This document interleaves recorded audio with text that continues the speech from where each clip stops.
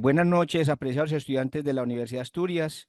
Bienvenidos a este primer encuentro de la clase Espejo en el marco del convenio entre la Corporación Universitaria Asturias y la Universidad Uniautónoma del Cauca, ¿cierto? Aquí tenemos la fortuna de tener al experto, el doctor Camilo Oviedo, que nos va a acompañar en esta clase Espejo, ¿cierto? Que es todos sabemos que las clases Espejos es un intercambio de conocimiento entre universidades y que es uno de los indicadores que el Ministerio de Educación Nacional les exige a las universidades, ¿cierto? Entonces, hoy vamos a tratar un tema muy importante que el doctor Camilo Oviedo nos va a explicar muy detalladamente. Yo voy a estar aquí también por si resultan algunas preguntas, lo mismo el doctor Camilo. Y eso sí, anoten las preguntas por ahí en un papelito o en su equipo y al final de la sesión abrimos el campo para las preguntas. Entonces voy a dejar de compartir para que todos quedemos con el doctor Camilo Oviedo, que es un docente de la Universidad Uniautónoma del Cauca y nos está ayudando en esta sesión en convenio pues con la Universidad de Asturias. Voy a dejar de compartir, doctor Camilo, bien pueda, doctor Camilo, voy a dejar de compartir para que usted pueda proceder. Perfecto. No, quisiera que me confirmaran si me están escuchando. Sí, yo le estoy escuchando perfectamente y también le estoy viendo el rostro. Vale, muy bien. Entonces, ya voy a compartir mi pantalla. Me confirman, por favor, si ya la...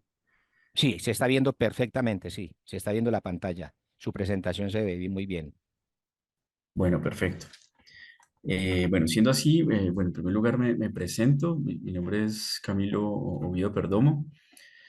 Yo soy administrador de empresas, contador público y magíster en finanzas y en este momento en estudios de doctorado en ciencias económicas. Primero voy a agradecerle pues, a la Universidad de Asturias por este espacio, al profesor Jorge Oliveiro por su amabilidad. Espero, pues, bueno, vamos a compartir un rato estos temas financieros que son tan interesantes y que sí, seguramente pues, nos llamará mucho la atención a todos nosotros. Entonces, bueno, esta es mi presentación. Como les mencioné el profesor Jorge, yo soy de la Universidad Autónoma del Cauca, en este convenio que se ha firmado con la Universidad de Asturias. Esperamos compartir este espacio y pues, espero que les sea de su agrado. Bueno, esta intervención pues está en- enfocada un poco con los temáticos del curso de la gestión y la gerencia financiera. Y vamos a hacer un poco énfasis en lo que son los índices financieros y la valoración de empresas. Antes de continuar, yo quisiera tener una aclaración. Las preguntas se hacen al final, ¿es cierto? ¿O se pueden ir Sí, haciendo en la sí, medida que... sí, perdón, doctor Camilo. Sí, los que tengan dudas, al final hacemos una sesión para aclarar dudas, al finalcito, para darle continuidad al proceso de explicación del doctor Camilo. Perfecto, entonces yo voy a ir continuando y al final pues podemos hacer una retroalimentación.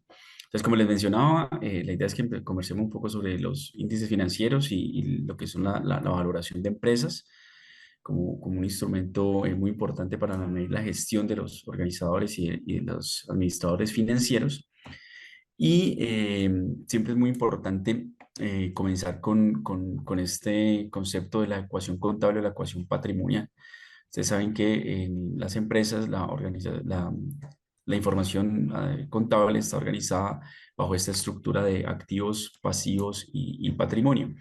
La ecuación contable es esta relación que existe entre estos tres componentes, básicamente los activos como estos recursos de los que dispone la organización para poder ejercer su misión y que son apalancados, financiados o soportados por dos conceptos, el pasivo y el patrimonio. Estos pasivos, entendidos como el capital o los recursos que la organización o la empresa obtiene de agentes externos a ella, y el patrimonio como los recursos propios, es decir, los recursos que los dueños de la empresa han decidido invertir en ella. A mí me gustaría ir pasando también a un Excel como para que vayamos haciendo algún tipo de comparativos que me parece interesante y quería mostrarles esto, si de pronto lo están visualizando. Desde el punto de vista de la ecuación contable, yo lo puedo también imaginar como dos cajitas. Como dos cajitas que se distribuyen de manera equitativa. Yo podría tener los activos, ¿cierto? En esta parte izquierda de esta representación de mi estado de situación financiera o de mi ecuación contable. Para poner un ejemplo, podemos hablar de unos activos, una organización de 1.000 millones, y las dos formas de financiación, que por un lado están los pasivos, que solo por poner un ejemplo podríamos mencionar que equivalen a 400 millones de pesos, y en cumplimiento de la ecuación contable patrimonial, el patrimonio tendría que ser de 600 millones de pesos, ¿cierto? Para poder cumplir con esta igualdad que la ecuación contable nos habla. Si yo quisiera ver esto desde el punto de vista de proporciones, quisiera entender un poco esta ecuación de qué porcentaje de estos activos está siendo financiado con el pasivo y qué porcentaje de estos activos podría estar siendo financiado con patrimonio, pues digamos que la, la, la formulita es bastante sencilla. Yo simplemente, si quiero conocer ese porcentaje de la deuda que está financiando mis activos, simplemente divido los 400 millones de la deuda entre los 1.000 millones y los colocamos como porcentaje, es decir, el 40%. Si yo quiero hacer el mismo ejercicio con el patrimonio, simplemente divido los 600 millones del patrimonio que tengo invertidos entre los 1.000 millones de activos y por ecuación contable,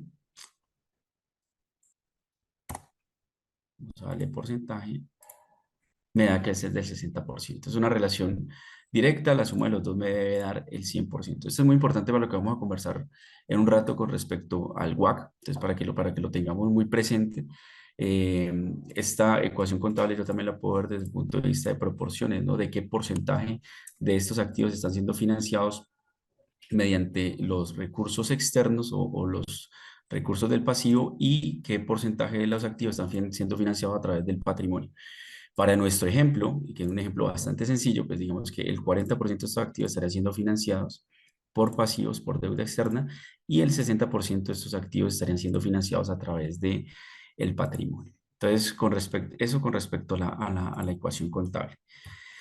Si bien es cierto, digamos que no existe una norma o no existe una investigación que nos hable de cuál debería ser ese mix o esa relación entre el pasivo y patrimonio que nos soporten estas inversiones de activo, sí existe, digamos, algunos indicadores, algunos índices que nos muestran que aquellas empresas donde los pasivos, se esperaría que una empresa tenga pasivos inferiores a un 75% de los activos. Es decir, en la relación que mencionamos hace un momento, la idea sería que de todos esos activos, no más del 75% estén siendo financiados a través del pasivo. Entre más alto es este porcentaje que les mencioné hace un rato, pues entendemos que es una empresa mucho más endeudada y por lo tanto sería una empresa mucho más riesgosa para los accionistas o para los dueños, que básicamente tendrían una participación minoritaria en este sentido. ¿Qué otro indicador financiero es muy importante en esta comprensión de esta estructura financiera de las organizaciones? Es lo que se denomina como el apalancamiento financiero. Este mide la relación entre la rentabilidad que brinda el patrimonio o la rentabilidad financiera y la rentabilidad que brindan los activos o la rentabilidad económica. Aquí yo también quiero hacer un pequeño paréntesis que me parece muy importante, y es hacer una distinción entre lo que es las medidas de ganancias, la utilidad y la rentabilidad. A veces se utilizan estos dos conceptos de manera indiscriminada, pero sin lugar a dudas, pues son conceptos diferentes, de los cuales me gustaría también hacer una precisión. Normalmente cuando hablamos de utilidades o pérdidas, simplemente estamos haciendo una diferencia entre los ingresos, ¿sí?, que se obtienen en un proyecto o en una empresa, y los egresos, es decir, lo que se ingresa principalmente por concepto de ventas, y las salidas o erogaciones que se hacen en una organización.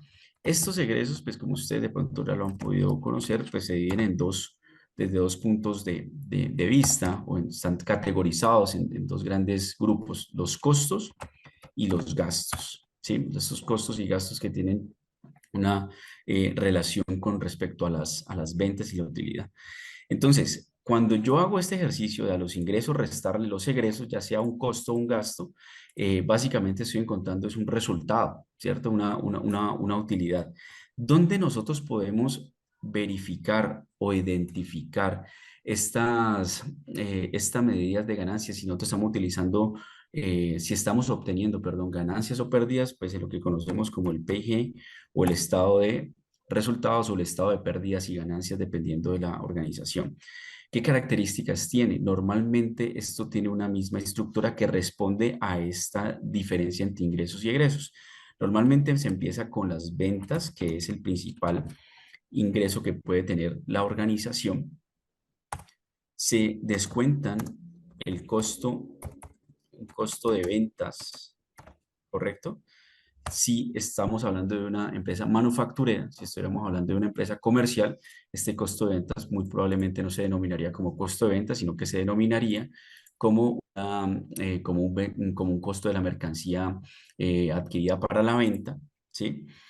Si yo a estos ingresos, que son las ventas, le quito el costo de venta, encontraría un primer concepto de utilidad que sería la utilidad bruta, ¿sí? A esta utilidad bruta yo puedo seguirle descontando, seguirle disminuyendo los costos y los gastos, le puedo disminuir los gastos de administración y de ventas. Cuando a esta utilidad bruta le he disminuido los gastos de administración y ventas, encuentro otro nivel de utilidad que es la utilidad operativa, ¿sí? Normalmente en inglés, en los textos en inglés se le conoce como la EBIT, Earnings Before Interest and Taxes, o una abreviación en español es la utilidad antes de intereses e impuestos. Yo a esta utilidad operativa también podría descontarle, como su nombre lo indica, si esta es mi utilidad operativa, es decir, mi utilidad antes de intereses e impuestos, pues yo a la utilidad puedo restarle los intereses, escribirlo acá, ¿sí? Y encontrar una tercera utilidad que es la utilidad antes de impuestos. En inglés es la EBT, ¿sí? Si estamos hablando de nomenclatura española, normalmente se denominaría como beneficios antes de impuestos. Entonces es Earnings Before Interest and Taxes. A esta utilidad, siguiendo en esta estructura que normalmente se maneja en las organizaciones, yo le descuento los impuestos y por último ya encontraría la utilidad, neta o el beneficio neto. O sea, dependiendo también, pues, si lo estamos viendo desde el punto de Hispanoamérica o latinoamericano, digamos que tendría esta concepción. De manera general, los PIG tienen esta estructura. Si ustedes se dan cuenta, esta utilidad, esta medida de ganancia, pues está en diferentes niveles dependiendo de los descuentos que se le hayan hecho. ¿Sí? Yo puedo tener entonces una utilidad bruta, una utilidad operativa, una utilidad antes de impuestos y una utilidad neta que ya es el resultado final que yo he obtenido. Entonces, la primera predicción es esa. La utilidad simplemente es una diferencia entre los ingresos y los egresos, sean costos o sean gastos. ¿Perfecto? Una segunda medida de ganancia son las rentabilidades. A mí siempre me gusta mencionarle a mis estudiantes que la rentabilidad nosotros la podemos asociar al concepto de productividad.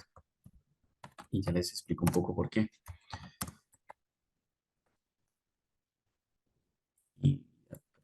Productividad.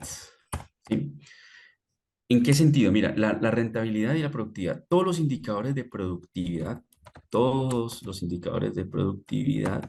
más o menos tienen una misma estructura. ¿Cuál es esa estructura?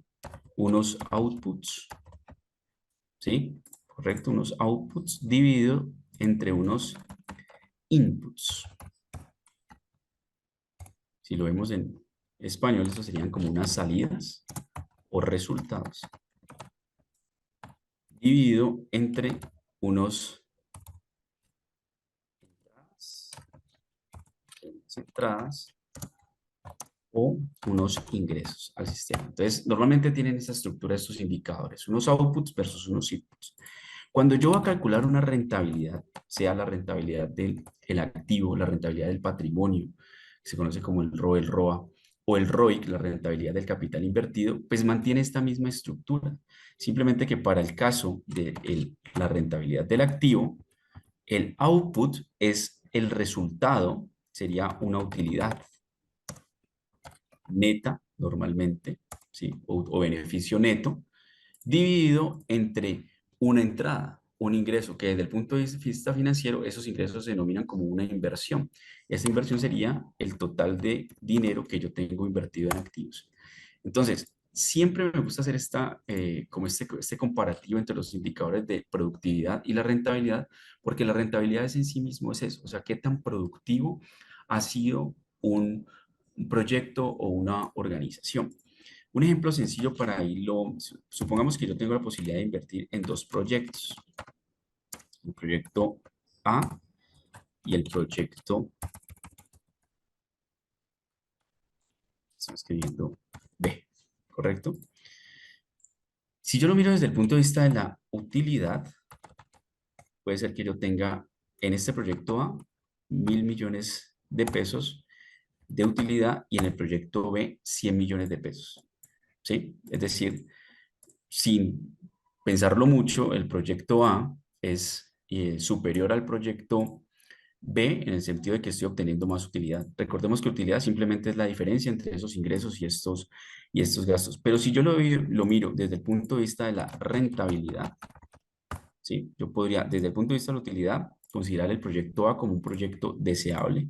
Pero si yo lo veo desde el punto de vista de la rentabilidad, se me hace necesario entender cuál ha sido la inversión para yo poder obtener esta utilidad. ¿Cuál fue el esfuerzo, el input que yo metí en mi empresa para poder lograr estos niveles de utilidad? Entonces, imaginemos que la inversión del proyecto A equivale a 2.000 millones de pesos, mientras que la inversión del proyecto B equivalía a 50 millones de pesos. Coloquémoslo como ejemplo nada más. Si vamos a medir las rentabilidades de estos dos proyectos, ya no mira la utilidad, hago esta relación. Resultado obtenido, o sea, el output, lo que yo obtuve con respecto al input, es decir, lo que yo invertí. Entonces, la rentabilidad del proyecto A sería el resultado, los 1.000 millones, dividido entre los 2.000 millones que yo invertí para poder obtener esos 1.000 millones de pesos de utilidad. Si yo lo miro en términos porcentuales, esta sería una rentabilidad del 50%.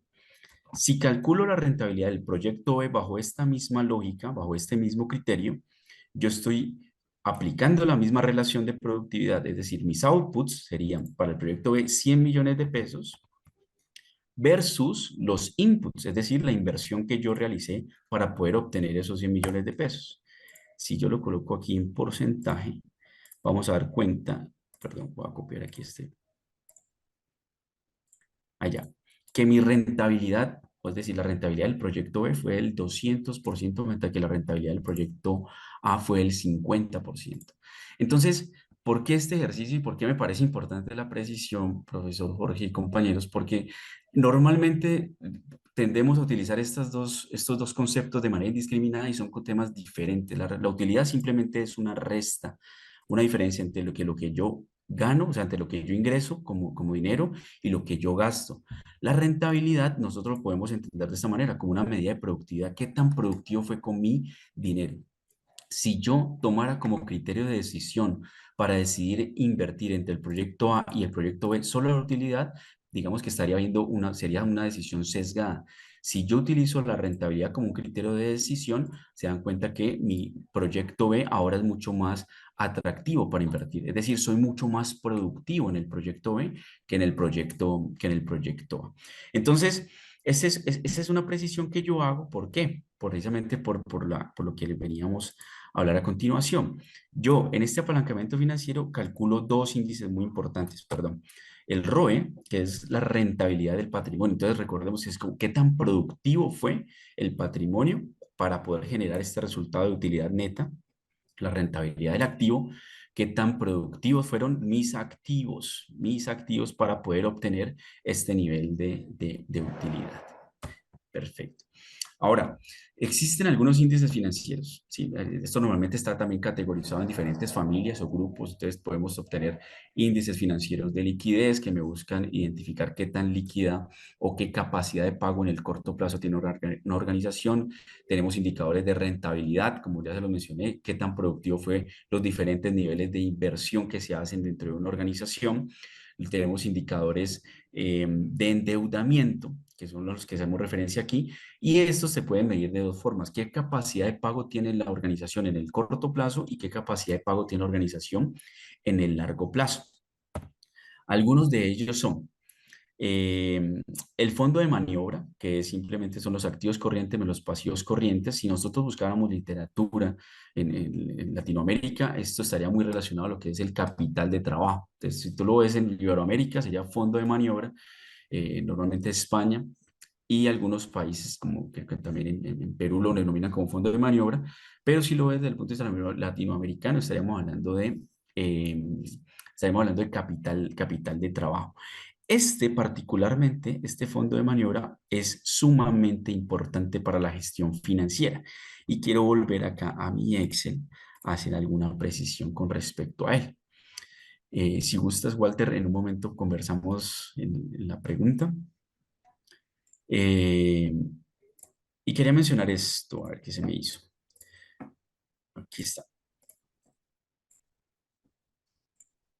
Imaginemos el fondo de maniobra, como lo mencionó ahorita la fórmula, nos dice que es el activo corriente menos el pasivo corriente. Entonces, ¿qué pasa? Hace un momento habíamos visto que todos estos activos, si yo tengo una cantidad de activos invertidos en mi organización, yo ahora los puedo dividir en dos conceptos. Uno que es el activo circulante o el activo corriente y el otro que es el activo fijo o el activo de largo plazo. La característica o la distinción entre estos dos simplemente está dada por qué tan fácil es convertir en dinero estos recursos. Entonces, activos circulantes son esos aquellos que son líquidos, es decir, que son convertibles en efectivo en el periodo inferior a un año. Y los activos de largo plazo, como su nombre lo indica, o activos fijos, son estos recursos de los que dispone la organización, pero que no son tan fácilmente convertibles en efectivo. Entonces, todos estos activos que yo tengo acá los estoy dividiendo en activo circulante y en activo financiero. ¿Por qué? Porque el fondo de maniobra, que es este primer indicador, me dice que son los activos circulantes, es decir, toda esta cajita que representa ese concepto, menos los pasivos circulantes, que también responden a la misma lógica, al mismo criterio. Yo tengo unos pasivos de 400 y yo los puedo dividir entre pasivo circulante y un pasivo de largo plazo. El pasivo circulante son aquellas obligaciones, ¿sí? Son compromisos que la organización tiene que atender en un periodo inferior a un año. Entonces, si tú te das cuenta, dices, estás restando dos conceptos. El activo circulante, los recursos que se pueden convertir en efectivo o que son disponibles con respecto a los compromisos que debes atender en un periodo inferior a un año. Si yo resto, o sea, si yo resto estos dos conceptos, esta cajita grande azul que tengo acá a mi izquierda con este pasivo circulante, me va a dar esta porción que yo tengo aquí, denominada como fondo de maniobra o que en Latinoamérica se entiende como capital de trabajo. ¿Por qué es importante? Porque estos recursos que yo tengo acá me van a garantizar a mí la operación y el nivel de riesgo operativo de la organización. Además, como lo vamos a ver en un momento, estos fondos de maniobra, si se dan cuenta, esta porción que yo tengo aquí azulita de activo circulante estaría siendo financiada por este componente de pasivo circulante. Pero el fondo de maniobra no está siendo financiado por recursos o por deuda de corto plazo, sino que estaría siendo financiado por el pasivo de largo plazo o por el patrimonio, es decir, toda esta porcioncita que está acá, toda esta porcioncita que acabo de pintar rojo, son compromisos de largo plazo que normalmente tienen un costo superior porque tienen un mayor nivel de riesgo. Entonces, esta cantidad de fondo de maniobra también tiene una incidencia grande en cuanto a la estabilidad financiera de la organización. Entre más fondo de maniobra tenga, voy a tener menor riesgo operativo, pero voy a tener un mayor costo porque estos recursos pues cuestan. O sea, estos recursos no surgen de ninguna manera y los estarían colocando los deudores de largo plazo y los dueños de la empresa, es decir, los accionistas o el patrimonio como tal.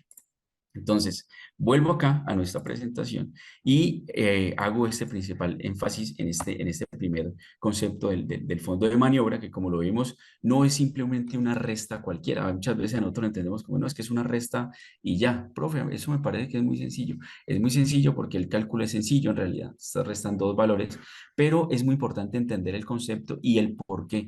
Entre más fondo de maniobra tengas, vas a tener menos riesgo, claro, porque vas a tener mayores recursos para atender tus compromisos de corto plazo, pero el hecho de disminuir tu riesgo operativo lo que va a hacer es aumentar tu costo. Hay una relación inversa. Entre más riesgo operativo yo asuma, ¿cierto? Pues voy a tener un menor, perdón, un mayor retorno, pero entre menos riesgo quiera asumir, pues voy a tener también un menor retorno. Como lo mencionaba acá, bueno, en España se habla de disponibilidad o de efectivo.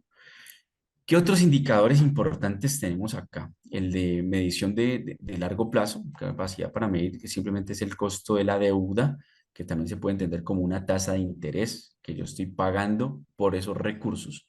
¿Cómo se calcula? Cojo los intereses que he pagado durante el año y los divido entre la deuda de corto plazo más largo plazo. Esta deuda financiera, por supuesto, eso me da qué porcentaje estoy yo pagando por el uso de esos recursos. Los intereses sobre el beneficio antes de intereses e impuestos, que como le mencionaba hace un momento, es la utilidad antes de intereses e impuestos, es un indicador de cobertura.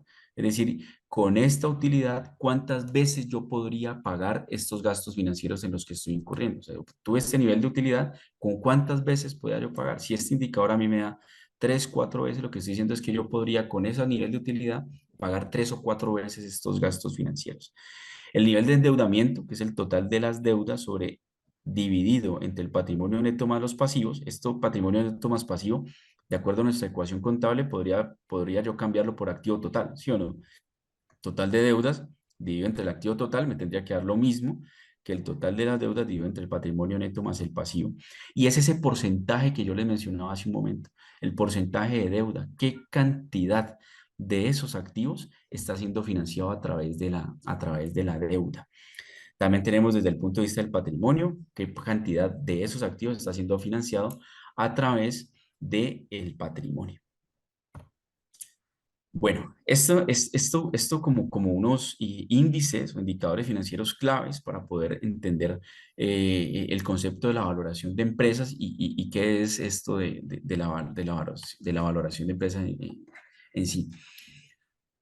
A mí me gusta mencionar también, y lo digo a nivel personal, a veces puede ser que no coinciden, es que también hay que hacer una distinción entre lo que es el precio y lo que es el valor. Normalmente también se utilizan como de forma indistinta estos dos, pero son conceptos diferentes. Normalmente el precio está expresado en términos monetarios, ¿sí? Es una cuantificación monetaria de un bien o de un servicio. El valor tiene un concepto y es un poco más subjetivo. Normalmente el valor no existe un solo criterio y dependerá de cómo se mire. Yo siempre coloco el ejemplo a mis estudiantes de que el valor, cuando hablamos de valoración de empresas, como hay un componente subjetivo ahí, pues digamos que también hay una multiplicidad de cálculos y de métodos para estimar ese valor. Como no existe un único valor, sino que dependerá de las diferentes condiciones, entonces digamos que ese valor también podría estarse viendo modificado. El ejemplo que les menciono es que yo puedo tener un reloj, ¿cierto? Que me costó a mí 500.000 pesos. Ese puede ser el precio del reloj, pero resulta que ese reloj me lo regaló a mí mi hija.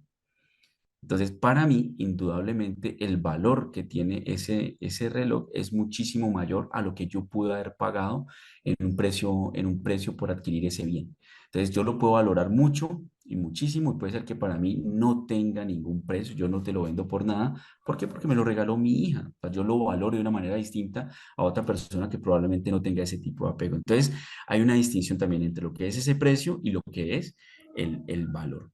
Como ese valor yo lo puedo calcular o estimar de diferentes maneras, en una empresa sucede algo similar. Yo también tengo algunos métodos o existen diferentes métodos para poder realizar esa valoración.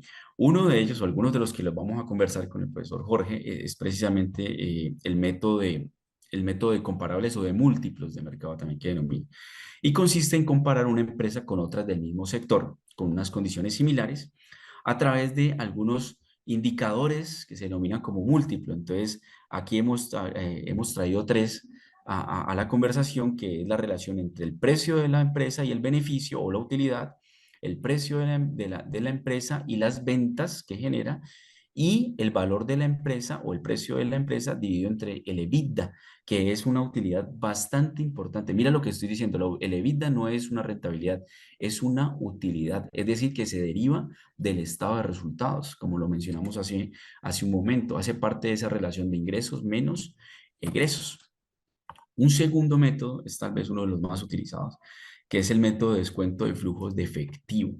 Este método lo que nos exige o que nos pide es tratar de estimar cuáles van a ser los flujos que la empresa va a generar en el futuro, ¿sí? Para descontados a una tasa adecuada, que normalmente es el WACC, se pueda relacionar y establecer cuánto valdrían hoy todos esos ingresos futuros que se van a obtener en un periodo de 5 o de 10 años, que dependiendo del periodo que se esté evaluando. Entonces, lo que yo hago es, y este método me gusta mucho, digamos que tiene mucho sentido, porque normalmente en el mundo financiero las cosas no valen tanto por lo que se tenga, es decir, una empresa no vale por los activos que tenga, sino por la capacidad que tenga de generar ingresos. Cuando tú vas a un negocio, ¿cierto? Tú ingresas allá, yo siempre coloco este ejemplo, mis estudiantes me disculparán, yo voy a un restaurante, me ofrecen compra, entonces normalmente lo que uno dice es, pues yo voy a ir a ver qué tanto vende, porque es que tú no estás comprando ni la silla, ni los manteles, ni el televisor, ni las locaciones, tú lo que estás comprando es la capacidad que tienen esos recursos para generar efectivo, para generar ventas. Entonces, cuando yo voy allá, entonces la gente se mete y uno dice, ve, mira que sí venden, mira que yo veo que hay buen flujo. Entonces, yo estoy interesado por esa cantidad de personas que entran a comprar a ese restaurante, no tanto porque las sillas sean bonitas, porque digamos que eso también hace parte de la capacidad de generar ventas, pero el principal elemento para decir si un negocio vale es su capacidad de generar ingresos en un futuro. Y este método responde a eso. Entonces yo tengo que evaluar qué tantos ingresos podría generar en un futuro este negocio en particular, esta empresa, traerlos a valor presente y decir, mira, esta empresa, como va a generar estos ingresos, hoy vale esto, si descontados a una tasa que normalmente es el bono. Un tercer método es el que se conoce como el método bursátil. ¿Sí? Lo que uno hace es, bueno, esto normalmente aplica mucho para organizaciones que cotizan en bolsa y que están listadas en la bolsa de valores. Lo que se hace es el precio de la acción se multiplica por las acciones que hay en circulación, y eso me indica a mí cuánto debería valer la organización. Ahora, eso también nos mete un poco en la dinámica de lo que conversábamos hace un momento, ¿no? ¿Por qué vale una empresa? Entonces, el mercado normalmente está haciendo estimaciones, y el precio de la acción sube o baja también de acuerdo a las expectativas que va a tener de crecimiento de esa organización. Cuando tú vas a comprar una acción, digamos que lo que tú evalúas o miras es si esa empresa va a crecer, o si esa empresa va a generar eh, dividendos en un futuro que te permitan a ti beneficiarte de eso. Eso hace que el precio de la acción suba, pero si hay unas expectativas negativas, pues el precio de la acción baja. Entonces, también se usa algo similar con lo que mencioné hace un rato. La acción también está en función de esas expectativas del mercado. Alguien podría decir, pues si la empresa tiene 10 acciones y cada una de ellas vale 1 millón de pesos, pues la empresa vale 10 millones de pesos. Esa es otra forma de valorar la empresa. Si ven que los métodos van variando un poco con respecto a los propósitos y a los conceptos que existen ahí detrás. Otro método es el valor contable. Este puede ser un poco más reduccionista, ¿no? Se habla de que es un valor real, porque lo que se enfoca es en utilizar el valor en libros, el valor contable de la empresa, que se calcula como el valor de los activos menos el valor de los pasivos. De todo ese grupo de activos que yo tengo, descuento los pasivos, porque esas son obligaciones que tiene la organización, y pago esa diferencia, es decir, yo pagaría el valor del patrimonio que tiene ahí. ¿Eso qué implicaciones tiene? Que normalmente nosotros llevamos contabilidades a costo histórico, y eso implica que ese valor que está reflejado en libros, pues de pronto no está reflejando el valor de los activos o de la deuda en el mercado. Es una limitación de este método. El otro es la método de valoración por ventas o ingresos. Se basa en una estimación de los ingresos futuros de la empresa y aplica un múltiplo que se considera razonable para determinar el valor de la empresa. No sé si de pronto ustedes han visto en algunos de estos diarios económicos que mencionan que una empresa X o Y se vendió por 20 veces el EBITDA. ¿Sí? ¿Qué es lo que te están diciendo ahí? Que la negociación dijo, mire, el EBITDA, que es esa utilidad de la crítica vamos a hablar, eh, mi organización tuvo la posibilidad de generar, voy a decir cualquier valor, 20, mejor 100 millones de pesos de EBITDA este año. Yo te la vendo a ti por 20 veces el EBITDA, es decir, por 2.000 millones de pesos. ¿Sí? Pues estoy valorando mi empresa en 20 veces la capacidad de generar ingresos que es esta utilidad EBITDA. Otro valor, otro método, perdón, para la valoración de la empresa es el método de los activos, que implica sumar el valor de los activos de la empresa como propiedades, inventarios, equipos, y luego usar ese valor según el valor de mercado.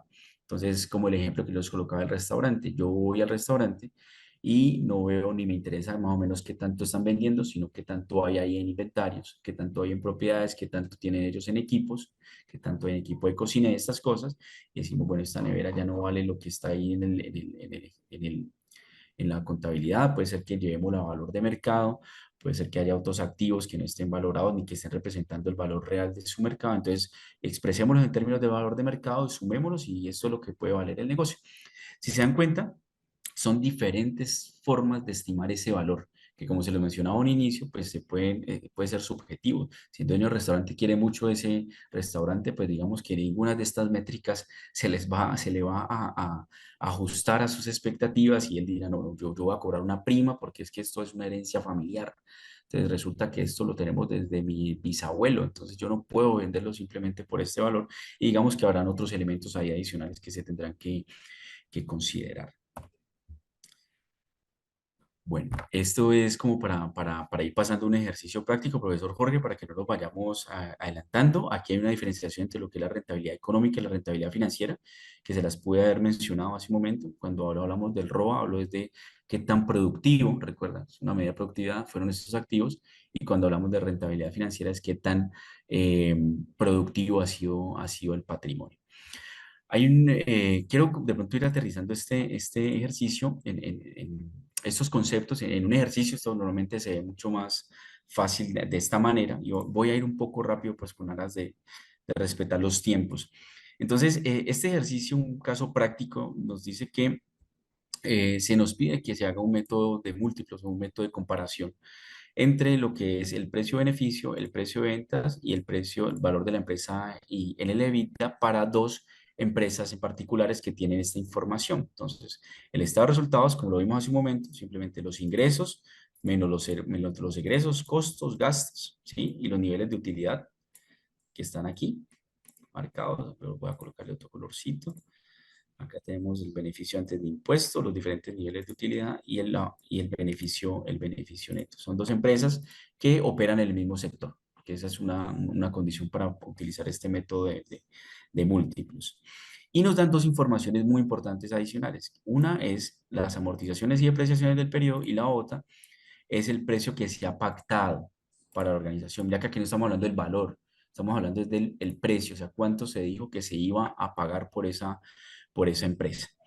¿Qué otra información nos está presentando el ejercicio? Nos está mostrando una situación financiera o el balance general de las dos empresas, discriminados en activos corrientes y activos fijos, la distinción que mencioné, para un total de los activos, pasivos de corto y largo plazo y el total de los fondos propios o del patrimonio como tal.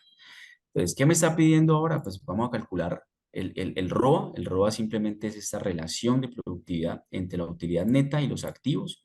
Para la empresa uno el ROA es la utilidad neta. Vamos al estado de resultados, el beneficio neto, y lo dividimos entre el total de los activos, que los tengo aquí. 23% para la empresa uno, 18,03% para la empresa 2. Desde el punto de vista de la rentabilidad, de lo que hablamos hace un momento, entonces es mucho más productiva en la administración de sus recursos, de sus activos, la empresa uno que la empresa 2 no tiene un nivel de productividad mayor. ¿Qué pasa con el beneficio? Este es una medida de ganancia, esto es una utilidad, simplemente la extraemos del estado de resultados. Voy aquí, margen del proyecto, para la empresa 1 es 255 millones y para la empresa 2 es 680. Aquí hay un concepto bien interesante y es que el ejercicio nos plantea que los accionistas exigen una rentabilidad mínima del 12%. Claro, ellos no van a hacer inversiones porque sí, o sea, las personas invierten es porque esperan un retorno y esos retornos pues también están estipulados de acuerdo al nivel de riesgo que ellos están hablando. Entonces ese 12% también ellos lo calcularon y lo estimaron y nos hablan de una inversión por tasa objetivo. Entonces tenemos el total de inversión, que para este caso son el total de activos, multiplicado por esa tasa de rendimiento, es decir, un rendimiento o un beneficio esperado de 72 millones mínimo, ¿no? Recordemos que eso es una tasa mínima de rentabilidad esperada o de rentabilidad esperada por los accionistas. ¿Qué nos habla del ingreso residual? Bueno, esto es lo mínimo que yo esperaba como accionista, ¿cuánta plata quedó? Entonces simplemente cogemos el beneficio, ¿sí? Que son estos 255 millones, y le resto los 72 que están comprometidos para el accionista. Entonces, mi ingreso residual en la empresa uno es de 183 millones y para la empresa 2 es de 434 millones. Es un ingreso residual muchísimo más grande. El valor contable es igual a los activos menos el pasivo de la organización. Entonces, tomo el total de los activos, voy acá, y le resto el total del pasivo. Tendríamos 295 millones para la empresa uno, 650 millones para la empresa 2. Aquí voy a hacer mención a lo que es el EBITDA, ¿sí? El EBITDA es simplemente una utilidad, como lo hemos mencionado, es la traducción de earnings before interest, tax, depreciación y amortización, es decir, ganancias antes de intereses, depreciación y amortizaciones. Y alguien podrá decir, pero mira, nosotros veníamos diciendo, acá en esta primera parte, que en las medidas de ganancia nosotros cogíamos el ingreso y restábamos costos, menos gastos, menos intereses, menos impuestos, utilidad neta. El EBITDA, que es bien particular, me dice, mire, usted tome esa utilidad operativa, ¿sí? Y súmele la depreciación y la amortización. Entonces alguien me va a decir, pero un momentico, habíamos dicho que la utilidad era los ingresos menos, menos, menos, menos, y ahorita vamos a sumar. ¿Por qué razón? Y la razón es bastante sencilla. Porque nosotros en el EBITDA, la depreciación y la amortización son gastos que no implican salida de efectivo, es decir, no hubo movimiento de tesorería. Como yo a estas utilidades que tengo aquí le he descontado estos gastos de depreciación y amortización que no implicaban una salida de efectivo, la fórmula de EVA me dice, corrige eso volviéndoselo a sumar, es decir, súmale lo que tú no le debiste haber restado, porque como esa depreciación simplemente es un reconocimiento al desgaste de los activos fijos, y la amortización es un reconocimiento del desgaste o de la pérdida de valor de los activos intangibles, vuélveselo a sumar para mirar cuánto fue la utilidad que efectivamente se logró. Por eso es tan importante este indicador, porque te está dejando a un lado ese sesgo contable y te dice, mire, ¿cuál fue la capacidad de generar efectivo de la empresa? Tanto dinero. Ya en términos monetarios, es decir, en cash, en efectivo, sin descontar todos ese poco de gastos que no implicaron salida de efectivo. Por eso es la razón de que algunas veces se negocian las empresas por números de veces de EBITDA. Mi empresa vale 15 veces el EBITDA, 10 veces el EBITDA, 20, 50, bueno, lo que sea. Entonces, en el ejercicio que estamos, para calcular el EBITDA, nos está pidiendo, entonces, tomemos esta información de la utilidad del proyecto, ¿cierto? Y sumémosle. ¿Qué le vamos a sumar? La depreciación y la amortización, que estos son dos estos conceptos que tenemos aquí. Entonces, para la empresa uno la utilidad de vida fueron 273 millones y para la empresa 2 769 millones de pesos. No sé si hasta ahí vamos bien, profesor Jorge, o alguna... Sí, no, ha sido muy claro pues la explicación de estas fórmulas, de estos conceptos, y yo lo he entendido perfectamente. Enseguida pues damos un espacito a los jóvenes a ver si tienen alguna inquietud y ahí aclaramos las dudas. Pero va muy bien, profesor. Perfecto. No, voy a ver si alcanzo a desarrollar el tema del WAC como tal. Entonces, volvamos acá.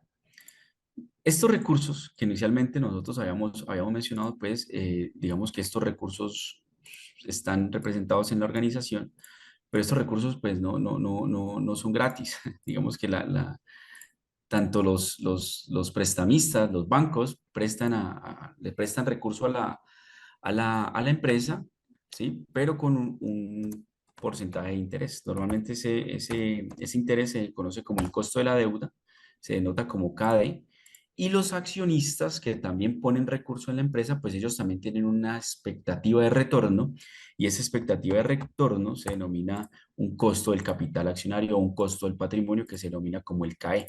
Es decir, estos 1.000 millones de pesos que yo tengo invertido en mi organización, 400 me los presta el banco, pero no son gratis. O sea, yo tengo que pagar por eso, por esos recursos. Le tengo que pagar al banco un costo de capital, que puede ser el 12%, el 15%, es decir, lo que la deuda me esté. Y los accionistas, vamos a colocarle 7% para irlo alineando con lo que dice el ejercicio. Y los accionistas me pueden estar pidiendo a mí, como lo vimos hace un momento, un retorno del 12%.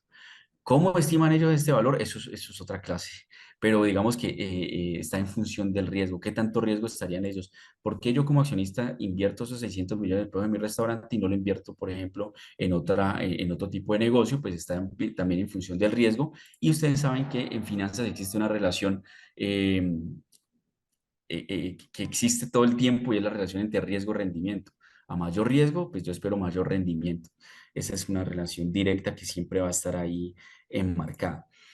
Resulta que alguien podría pensar, bueno, si a mí el banco me presta al 7% y los accionistas esperan por este rendimiento, por estos recursos un 12%, yo quisiera saber cuánto me cuestan en total estos recursos que estoy manejando en la organización. Entonces, ahí surge el concepto del WACC, que en literatura latina es el costo promedio ponderado de capital. Entonces, si lo vamos a ver, simplemente es un promedio, como su nombre lo indica, es un promedio, pero no es un promedio cualquiera. Si yo promediara, yo simplemente diría 12% más 7%, y todo esto lo dividiríamos ¿entre qué? Entre 2, ¿sí o no? Estaríamos sacando un promedio simple. Dicen, pues mire, en promedio a esta organización esos recursos les cuesta un 10%, más o menos. ¿Sí o no? 9,5% le cuesta, si yo quisiera promediarlo. Ellos dicen, no podemos hacerlo de esa manera, porque si se dan cuenta, hay mayor participación del patrimonio dentro de los activos. Es decir, que estos recursos, estos 600 millones, me cuestan más de lo que me cuestan estos 400 millones. Entonces alguien dice, entonces no calculemos un promedio cualquiera, calculemos un promedio ponderado, que es en sí lo que es el WACC. Entonces, con esto volvemos a nuestro ejercicio acá y vamos a calcular el WACC para las dos empresas que se están manejando. Entonces, acá hay una primera expresión de cómo calcular ese WACC. Simplemente me dice, mira, es el costo de la deuda, es decir, ese KD, lo que me cobra a mí el banco, multiplicado por el volumen de la deuda, es decir, la cantidad, más el costo de capital, que hace un momentico denominamos como el KD, multiplicado por esa cantidad, dividido entre el volumen de la deuda más el volumen del capital. Entonces vamos a traer esos valores de manera rápida aquí a nuestro cuadro, y vamos a decir que el volumen de la deuda, ¿qué es? Mira, dice es el pasivo de largo plazo, es decir, es toda la deuda bancaria, toda la deuda financiera. Entonces, mis pasivos de largo plazo serían para la empresa A 120, y el pasivo de largo plazo para la empresa 2 sería de 500 millones. El volumen de capital, es decir, los fondos propios, simplemente sería el total del patrimonio, ¿sí o no? Los recursos que están colocando los accionistas, fondos propios, 295 millones para la empresa uno, y para la empresa 2 serían 650 millones. 7% es la tasa que me están cobrando a mí los bancos por ese recurso que me prestaron. Es 7% también para la empresa 2. Y el costo de capital, es decir, el retorno que están esperando, ese CADE que están esperando los accionistas, sería del 10% en el ejercicio. Perdón, que esto no me está dando el formato. Para las dos empresas tendrían esta misma estructura, serían esos dos mismos requerimientos. Ahora, ¿qué me está pidiendo la fórmula? Me dice, mira, multiplica el costo de la deuda por el volumen de la deuda. Entonces, el costo de la empresa, de la deuda, por el volumen de la deuda, sería este 8. Y para la empresa 2 simplemente sería el mismo cálculo, el costo del 7% multiplicado por los 500 del volumen de la deuda. ¿Qué pasa con el costo del capital? Hacemos el mismo cálculo, el 10%, lo multiplicamos por el volumen, por la cantidad de recursos que tiene la empresa 1 en patrimonio, sería 30, y para la empresa B sería de 65. Ahora, ¿qué me está pidiendo esta fórmula? Me dice, suma esos dos valores. Entonces me dice, el costo de la deuda por el volumen de la deuda, que es este, le voy a sumar el costo del capital por el volumen del capital, sería 38, y para la empresa 2 sería de 100. Ahora, me pide el volumen de la deuda más el volumen del capital, perdón, el volumen de la deuda, 120, más el volumen del capital, sería 415. ¿A qué sería el total de la tasa WACC? A la división de el costo del volumen por el volumen de la deuda más el costo del capital por el volumen del capital, dividido entre este valor que hemos calculado. Entonces sería el 38, que es esta suma de estos dos componentes, entre el volumen de la deuda más capital. Entonces 913, 9, perdón, porque aquí no he calculado este valor de acá. Y 8 sería 913, es decir, la tasa promedio ponderada. Esta tasa que nosotros hemos calculado aquí ya no como un promedio normal, sino como un promedio ponderado, sería de 9,13% para la empresa 1 y 8,69% para la empresa 2. ¿Qué es importante ahí? Que la empresa, aunque cuando hemos calculado el ROA habíamos dicho que era mucho más productiva la empresa 1, ¿cierto? En términos de uso de sus recursos, esos recursos tienen un costo mayor también. ¿Sí? El 9,13, mientras que para la empresa 2 es el 8,69%. Una aclaración también importante acá es que no estamos teniendo en cuenta el efecto fiscal. Profe Jorge, yo estoy azarado por el, por el tema del tiempo, no sé si alcanzamos o hacemos el ejercicio de, de preguntas, o cómo vamos ahí. Sí, sí, realicemos el ejercicio de las preguntas para después calcular el EVA, para que de pronto los muchachos no se vayan a ir con inquietudes. Y si no, en Perfecto. la próxima clase le aclaramos las dudas, en el Conversamos próximo encuentro. sobre el EVA y lo disculpamos. Entonces, bueno, chicos, estoy muy atento entonces a las preguntas que puedan tener. Vámonos para el chat, a ver aquí si alguien tiene alguna pregunta aquí en el chat. Bueno, profe, doctor Camilo, podemos terminar entonces porque no hay más dudas. No, no, perfecto. Les agradezco a todos ustedes por su atención. Yo le enviaré al profesor Jorge entonces estos archivitos y bueno, espero pues poder seguir conversando con ustedes y avanzar en este tema del EVA y el ejercicio de comparación de múltiplos en el valor de estas dos empresas aquí que hemos hecho. Bueno, bueno, doctor Camilo, yo creo que la explicación suya ha sido muy clara, muy concreta, los ejemplos han sido muy sencillos y muy entendibles. Yo le agradezco pues que usted haya compartido su sapiencia aquí con los estudiantes de la Universidad de Asturias. Ha sido muy clara su explicación. El ingeniero Miguel, esta grabación la coloca ya en la plataforma Asturias para que los estudiantes tengan acceso a ella y hacer sus ejercicios, resolver sus casos prácticos.